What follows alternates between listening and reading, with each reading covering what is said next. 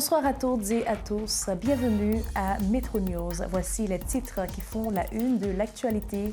Les autorités gouvernementales ont visité samedi le quartier de Solino dans le cadre du programme Un retour au quartier et ont promis de rétablir l'ordre. Pour rappel, les rares habitants revenus l'ont fait après la trêve annoncée par Jimmy Cherizier alias Barbecue et non grâce aux forces de l'ordre. Nouveau drame pour les PDI, personnes déplacées internes. Après avoir fui les bandits, un incendie a détruit le camp République de Colombie à Bourdon, laissant les familles sinistrées sans abri. Dans l'intervalle, le FAES prépare une aide d'urgence pour les victimes.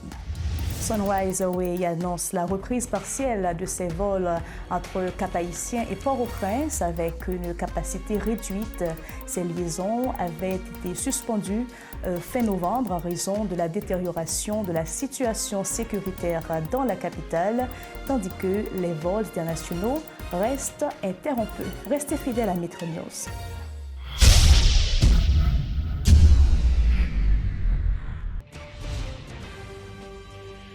Comme annoncé en titre, les conseillers présidents Leslie Voltaire et Edgar Leblanc-Fils, accompagnés du Premier ministre Alex Didier Fils-Aimé, ont effectué samedi une visite officielle dans le quartier de Solino à Port-au-Prince dans le cadre du programme gouvernemental Retour au quartier. Cette initiative devrait contribuer au retour effectif de l'autorité de l'État dans des zones longtemps affectées par la violence des gangs armés selon les dignitaires. Les autorités ont promis de reprendre le contrôle des quartiers, restaurer l'ordre et la sécurité, ainsi que les services publics essentiels. Elles appellent les habitants à regagner progressivement leur domicile. Rappelons que le quartier de Solino a connu plusieurs mois d'occupation et d'attaques menées par la coalition Vive Ensemble. Après l'annonce d'une trêve par Jimmy Cherizier alias Barbecue, des centaines de citoyens ont entrepris de regagner le quartier pour s'y réinstaller. Incendie au camp de déplacés République de Colombie à Bourdon. Un important incendie s'est déclaré au camp de déplacés internes République de Colombie à Bourdon ce dimanche 21 décembre aux environs de 13 heures. Le sinistre a provoqué un vent de panique parmi les personnes réfugiées dans cet abri depuis près d'un an. Après avoir fui la violence des gangs armés à Solino et à Nazon. 24 heures après le drame, les familles sinistrées déplorent d'avoir tout perdu et passent la nuit à la Belle Étoile. Entre-temps, le directeur général du Fonds d'assistance économique et sociale FAES, Serge Gabriel Collin, a indiqué que des travaux de réhabilitation sont en cours afin de venir en aide aux milliers de victimes. Un reportage de Guerre Bijan et Guitré Choisy. Suivez. L'odeur de brûlé imprègne encore les lieux. L'aile de vêtements et d'ustensiles de cuisine carbonisés au sol témoignent de l'ampleur de cet incendie survenu au camp de déplacés de l'École nationale de la République Colombie à Bourdon. Nathalie Louis témoigne. L'MTD boum, me dit bon, ça l'État fait comme ça même. Bon, l'État connaît ces gens qui dans ce site là pour moi même parce que c'est son drone. Me dit il vient là un drone là. Quand il y a après quelqu'un qui dit non, et pas drone non, c'est un bonbon qui est éclaté. Et puis là me voit j'aime la qui te fait noir. Mon a pourri, gen moun, rel qui t'a fait yo pas ouais. Petit geti moun qui monte sous trottoir là. Geti l'autre jeune qu'elle prend yo, gen moun dans comité a, tout le monde fait va et vient. Ça c'était vraiment choquant parce que nous pas attendre avec ça. Dans un premier temps, les déplacés ont tenté de maîtriser les flammes avec les moyens du bord, en lançant de l'eau et de la terre, des efforts qui n'ont fait qu'attiser les flammes, nous raconte-t-elle. Le premier camion de pompiers arrivé sur les lieux était vide, explique-t-elle. Il n'y a pas tellement pris un pile temps, non, mais il qui est venu, il n'y a pas de vin de l'eau. Ce jeune homme est l'une des victimes du sinistre. Pour échapper aux flammes, il a dû escalader un mur et s'est blessé à la tête. Et là, mal passé, je suis tombé sous tête. À l'hôpital, il y a fait un moins. Je suis mis dans l'hôpital. son pic qui au bon moins pour te calmer douleur. A fait 2 fois ambulance une prendre, yo pas faire rien pour moi. Obligé à souffrir, c'est râler, yo ben à souffrir la maladie. Livrés à eux-mêmes, ils sont plus d'1 millier affectés par ce drame qui aggrave encore leur calvaire. Certains racontent avoir passé une nuit blanche dans la foulée, telle cette femme tenant son nouveau-né dans ses bras. Bon, depuis hier soir, dès que j'aime caler comme ça jusqu'à présent, qu'on y a là, dès que j'aime pas fermer, papa m'pas gain dormir et m'pas gain sommeil, m'pas habitué coucher pour je m'garder comme ça, m'obligé situation ça m'pas appris là, m'pas qu'on vivre li. Si m'de qu'on vivre li OK, m'pas qu'on vivre situation ça, quand nous petit monde, un petit bébé comme ça. Bon, Jean espace là, pas gain la vie. Dans les ruines de ce qui est devenu de son seul abri depuis 1 an après avoir fui la violence des gangs à Solino, elle est l'une des principales victimes de cet incendie accidentel. Où et comment va-t-elle poursuivre sa lutte pour survivre avec son bébé? Désormais, c'est la seule question qui la préoccupe. Nous pas un côté pour nous bien dans la rue à nous il pas gain rat mettre sous lui nous pas gain rat mettre sous nous nous pas gain espoir si mon aime boulé moi me kokobé mon si mon nan même c'est moi même qui papa c'est moi même qui maman bon pour qui ça me va faire pour là la vie finie pour nous et ça c'est me dire l'état pays la vie finie pour nous pas gain espoir encore. Joint au téléphone, le directeur général du Fonds d'assistance économique et sociale, Serge Gabriel Collin, assure que les travaux de réhabilitation sont en cours et doivent durer plus de 2 semaines. Côté yo estimé que pour nettoyer espace ça prend 1 à 2 jours. Pour yo finir avec travaux de réhabilitation ça prend 2 semaines environ. Cependant, à défaut de finir avec travaux de réhabilitation d'ici 2 semaines, gagne toiture yo ka commencer réhabiliter, bloc sanitaire, gagne travaux de maçonnerie de refaite, y avait fait ça yo en toute urgence. De sorte que moun yo progressivement ka joindre des espaces additionnels qui disponibles. Donc, à défaut de réhabiliter d'intérêt tout 50% détruit dans l'espace là, il a fait de manière graduelle. Ces déplacés qui avaient déjà tout perdu sont plongés une fois de plus dans un profond désarroi, et ce, en pleine fête de fin d'année. Une situation qui rappelle l'extrême précarité dans laquelle survivent beaucoup trop de familles. Le directeur général du Fonds d'assistance économique et sociale FAES, Serge Gabriel Collin, a procédé au cours du week-end écoulé à une distribution de kits et de nourriture à l'École nationale de la République de Colombie. Il en a profité pour souligner que plusieurs autres camps figurent sur la liste des bénéficiaires et qu'une promesse de 20 000 transferts monétaires sera bientôt effective à l'intention des personnes déplacées. De son côté, l'ambassadrice de la Colombie en Haïti, Vilma Velázquez, a rappelé que la coopération entre les 2 pays se renforce davantage, notamment en cette période marquée par l'insécurité. Suivez ce reportage de Rudolphe Pierre-Louis et Guy Trichoisy. Le directeur général du FAES passe de la parole aux actes. Annoncé lors de la 30e édition des Mardis de la Nation, Serge Gabriel Collin, en collaboration avec la Colombie, ont procédé à une distribution de kits et de nourriture au cours du week-end. Jeudi, c'est tout un symbole quand ça y est pour République Colombie, parce que espace là, l'hypothèse non République Colombie. Jean-ambassadeur Santé dit tout à l'heure, là nous dans l'école nationale République Colombie. Puis devant, nous avons pour visiter d'autres camps, Jean nous qu'on fait déjà. Pour le mois de décembre, camp Colombie a recevoir en particulier aide sous forme l'argent. Mais ce n'est pas tout le monde dans le camp. Nous commençons à discuter avec le comité camp pour nous garder qui jeune de cas, bay, filles qui ont des moun sous bras, grand moun yo, moun qui handicapé priorité. L'occasion pour le DG de rappeler aux déplacés qui se trouvent à l'École nationale République de Colombie, site de déplacés, les promesses formulées par le gouvernement. Environ 20 000 chèques seront bientôt effectifs à leurs intentions. Gain au total 20 000 transferts monétaires pour le fait de 10 000 gouttes. Ce n'est pas uniquement pour Camp Colombie, mais c'est pour tout camp. Donc Camp Colombie a besoin une quantité de transferts. Mais c'est avec le comité, on a continué le travail pour nous, parmi les gens qui l'ont identifier ça qui est plus dans le besoin. L'ambassadrice de la Colombie, Vilma Velázquez, en a profité pour évoquer la coopération qui existe entre les 2 pays. Mon cher, nous pas qu'à faire à pile, mais nous commençons petit à petit à ça, nous faisons coopération en agriculture, nous faisons coopération en éducation, nous avons 9 timons à la Colombie qui étudient, jeunes garçons qui peuvent venir, entrepreneurs. C'est un boursier que nous faisons, nous espérons qu'Anessa nous sortit avec un lot 49. Timon ça fait appeler fort, oui. Et ça c'est pour dire Haïti n'a que le président Petro.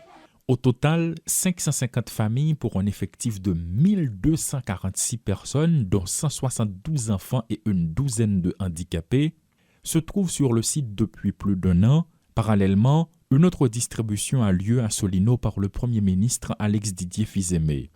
Soulignons dans l'intervalle qu'environ 48 heures après la distribution qui s'est déroulée à l'École nationale de la République de Colombie, un incendie a éclaté. La direction centrale de la police judiciaire des CPJ a procédé ce lundi à une remise de certificats à 40 agents de la PNH appelés à renforcer les rangs des enquêteurs. La police et la justice, dans un élan de solidarité institutionnelle, ont œuvré au renforcement des capacités opérationnelles en dispensant pendant 2 semaines une formation spécialisée en procédure pénale aux agents. Cette initiative est financée par le Canada et appuyée par l'expertise de la France. Suivez ce reportage de Rodolphe Pierre-Louis et Guitry Choisy. La direction centrale de la police judiciaire a procédé à une remise de certificats ce lundi à l'intention de 40 agents de la police judiciaire qui viennent grossir les rangs des enquêteurs. Cette formation a été conçue et réalisée dans le but de renforcer la coopération, la compétence des enquêteurs de la DCPJ afin d'instrumenter correctement selon la loi en posant des actes judiciaires de manière digne d'un officier de police judiciaire. En effet, de nombreuses difficultés rencontrées dans la réalisation de certains actes de procédure pénale ont souvent entravé ou retardé l'aboutissement des dossiers. Alors, cette formation suivie de cette prestation de serment vise à mieux outiller les bénéficiaires pour servir avec professionnalisme le système judiciaire, la communauté haïtienne et l'international en matière d'entraide judiciaire. Cette nouvelle cohorte de jeunes policiers a prêté serment afin d'être des enquêteurs objectifs, impartials et indépendants dans le cadre des différentes enquêtes qu'ils auront à mener afin de fournir des résultats concrets. C'est ça que fait l'appareil judiciaire exceptionnellement, lui présenter l'événement pour montrer, on lance son message que la justice avec la police fait un seul pour nous combattre criminels jusqu'au dernier retranchement.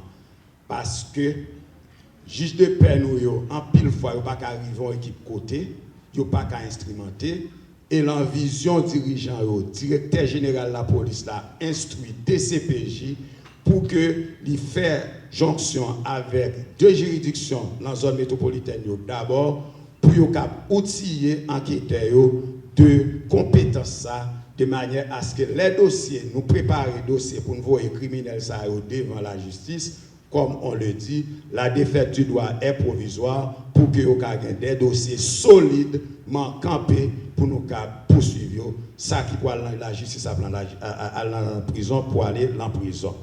La police et la justice, dans un élan de solidarité institutionnelle, ont œuvré dans le renforcement des capacités opérationnelles des OPG en dispensant pendant 2 semaines une formation spécialisée en procédure pénale financée par le Canada et appuyée par l'expertise de la France.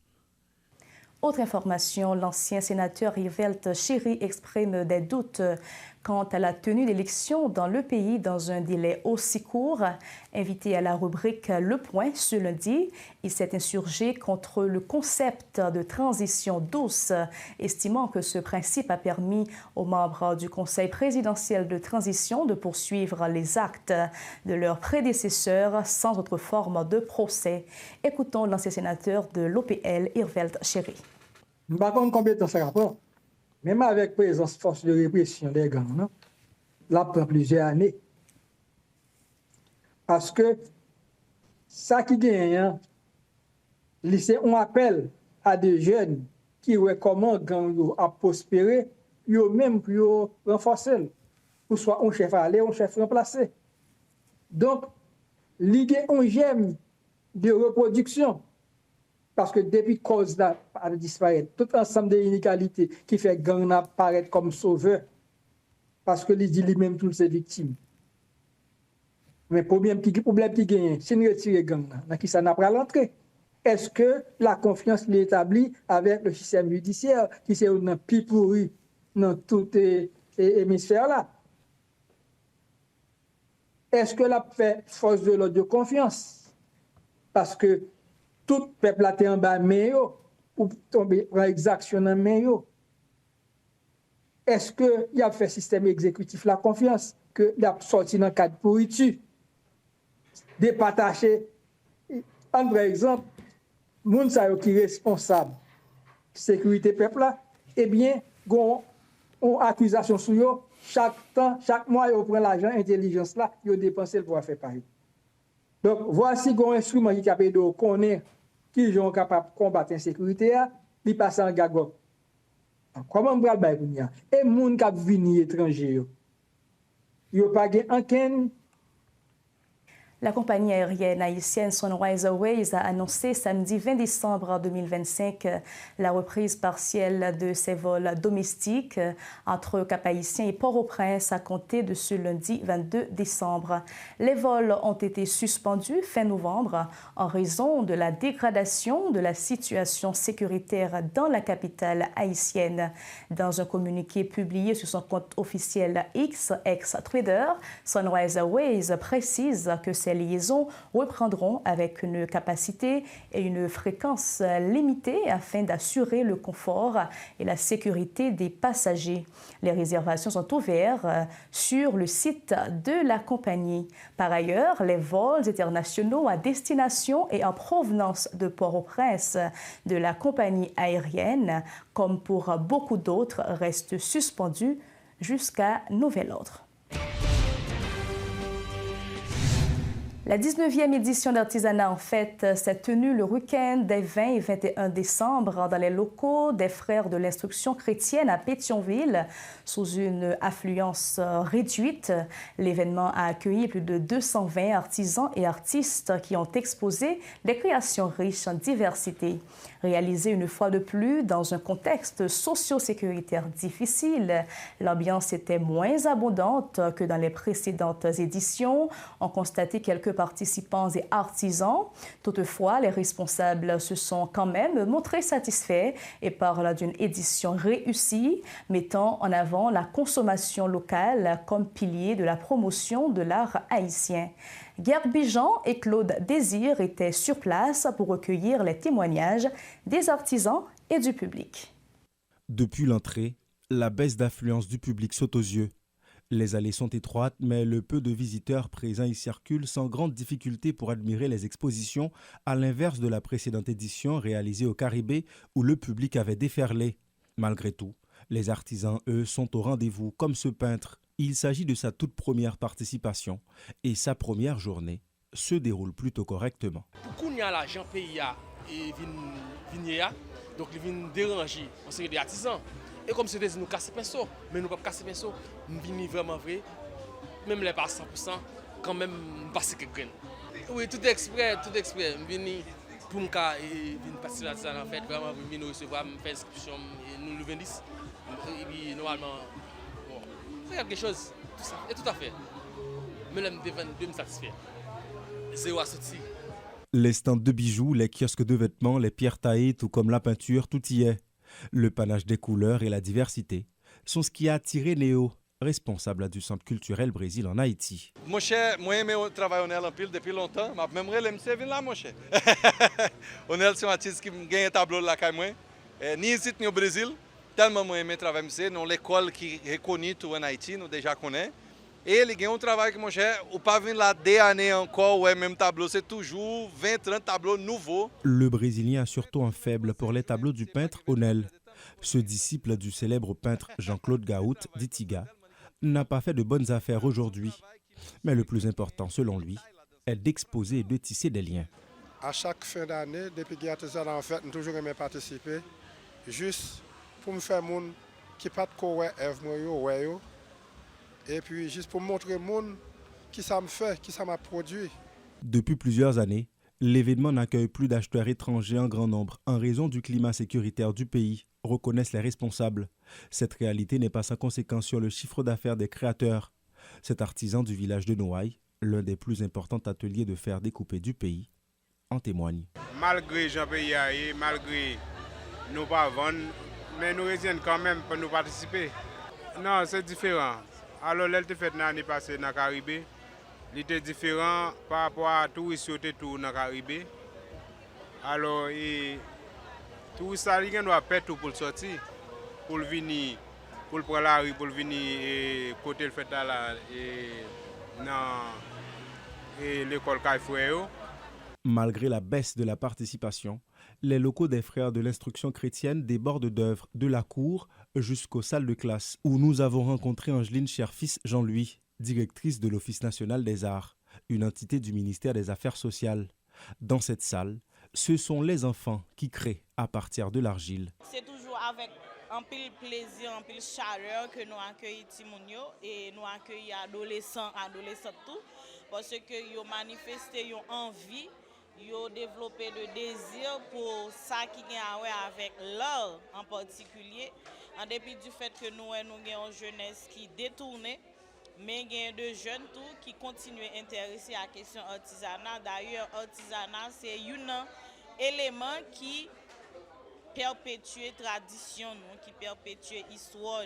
Ce faisant, le ministère des Affaires sociales et du Travail cherche à inspirer de nouvelles générations d'artisans et à créer des perspectives nouvelles par les arts. Enfants et adolescents reçoivent des formations pour mettre la main à la pâte et modeler pour eux-mêmes de meilleurs lendemains. Merci de rester des nôtres. Rappel des titres. Les autorités gouvernementales ont visité samedi le quartier de Solino dans le cadre du programme Retour au quartier et ont promis de rétablir l'ordre. Pour rappel, les rares habitants revenus l'ont fait après la trêve annoncée par Jimmy Cherizier, alias Barbecue, et non grâce aux forces de l'ordre. Nouveau drame pour les PDI, personnes déplacées internes après avoir fui les bandits.